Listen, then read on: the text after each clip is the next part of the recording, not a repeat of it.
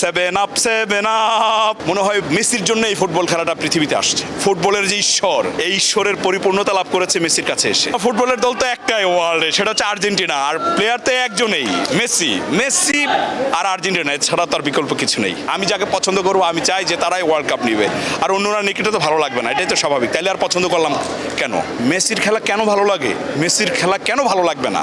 ভালো না লাগার তো কোনো উপায় নেই। মেসির যে ফুটবল খেলার যে নৈপুণ্য, মানে একটা ফুটবলের যতগুলো ওয়ার্ল্ডে এই পর্যন্ত শট আবিষ্কার হয়েছে, প্রত্যেকটা শটই দিয়েই সে গোল দিয়েছে।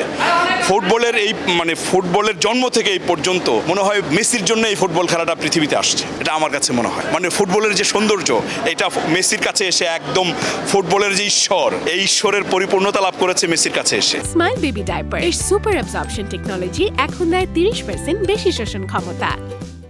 আমিও কিছুক্ষণ আগে একটা রিলস করেছিলাম যে সেভেন আপ সেভেন আপ, মানে ওই ফুটবল খেলতে বিশ্বকাপ আসলেই সেভেন আপের কথা মনে পড়ে যায়। সো যাই হোক, আমি যারা ব্রাজিলের দলের সমর্থক আছে তাদেরকে বলবো কষ্ট পাওয়ার কিছু নেই, ধৈর্য ধরে বুকে পাথর বেঁধে আপনারা আর্জেন্টিনার পক্ষে চলে আসবেন, এটাই হচ্ছে আপনাদের প্রতি আমার মানে প্রত্যাশা, এবং আপনাদেরকে আগাম আর্জেন্টিনার পক্ষে চলে আসার আমন্ত্রণ জানাচ্ছি। দিক দিয়ে ফুটবল বিশ্বকাপ চলছে, এদিক দিয়ে আমরা প্রীতি ফুটবল ম্যাচ খেলছি, এমনিও ফুটবল নিয়ে টানটান উত্তেজনা সারা ওয়ার্ল্ডেই।